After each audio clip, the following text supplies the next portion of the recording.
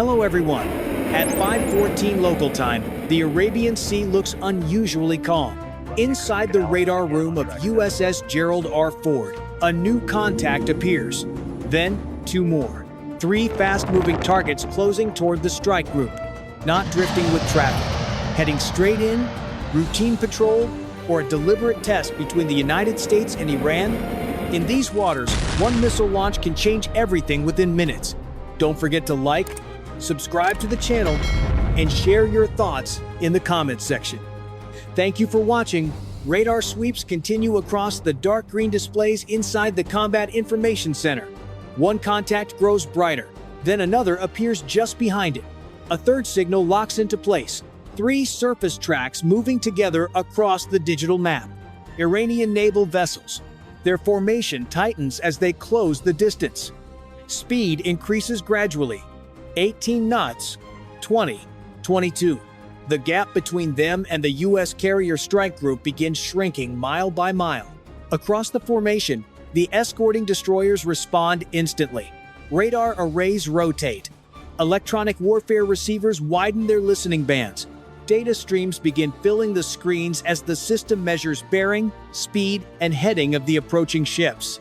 High above the fleet, an E-2D Hawkeye circles steadily through the morning sky. Its radar dome sweeps hundreds of miles of ocean, tracking every movement across the water below. Each update flows through the network, linking aircraft, ships, and command stations into a single tactical picture. No alarms sound, no weapons fire. Only the quiet hum of electronics and the soft voices of operators confirming data. Yet the atmosphere inside the command center shifts. Three ships, still closing. Their course remains unchanged, aimed directly toward the strike group. And everyone watching the radar screens understands the same thing at the same moment. This is no longer routine traffic passing through open water. Something deliberate is unfolding on the Arabian Sea. No matter how your day has been, are you still feeling well? Leave yes or no so everyone can encourage one another. A sudden spike flashes across the infrared display inside the Combat Information Center. One heat signature, then two, then three. Operators lean closer to their consoles as the data updates. The pattern is unmistakable. Missile launches. Across the carrier strike group, the alert spreads instantly through the network. Missiles inbound. The words move from screen to headset in seconds. Beyond the horizon, three Iranian anti-ship missiles rise briefly into the sky before dropping low toward the surface of the Arabian Sea.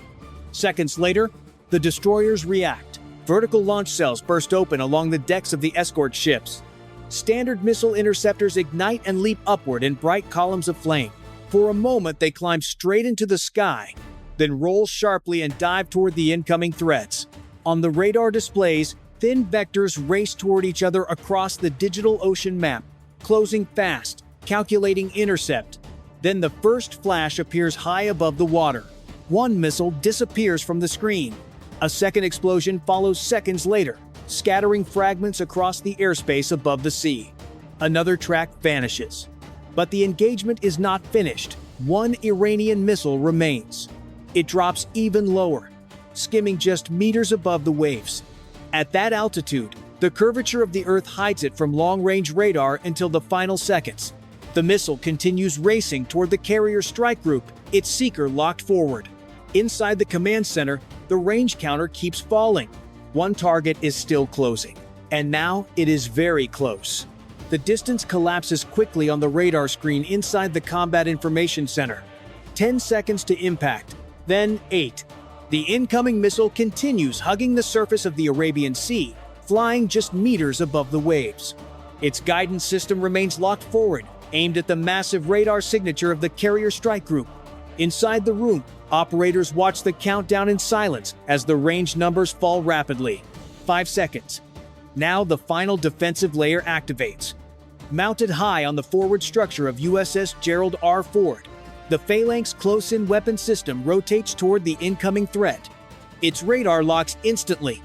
The 6-barrel gun spins up with a rising mechanical whine, then opens fire. A stream of tracer rounds tear across the morning air, forming a glowing line between the carrier and the approaching missile. For a moment, the missile continues forward through the wall of fire. Then a sudden flash erupts above the water. The explosion blossoms just ahead of the ship's bow, scattering fragments across the surface of the sea. Burning debris splashes into the water as the radar track disappears from the screen. The immediate threat is gone. Inside the command center, no one celebrates, no one even speaks. The radar continues its steady rotation across the displays, sweeping the horizon again and again. Operators quietly verify the intercept data and reset the tracking systems, because everyone inside that room understands the same reality at the same moment. This may not have been the end of the attack. It may only have been the first move. What just happened off the bow of the carrier was not luck. It was the result of a layered defense system designed over decades of modern naval warfare. Every intercept, every radar track, every decision inside the strike group followed a chain of technology working together in real time. Far above the fleet, an E-2D Hawkeye airborne early warning aircraft acts as the first set of eyes. From thousands of feet in the sky, its radar scans hundreds of miles across the ocean surface. Even small objects flying low over the water appear as faint signals on its display. Once detected, those tracks are transmitted instantly through the fleet's combat network. On the surface, Aegis-equipped destroyers take over the next stage. Their powerful radar systems analyze speed, altitude, and trajectory within seconds.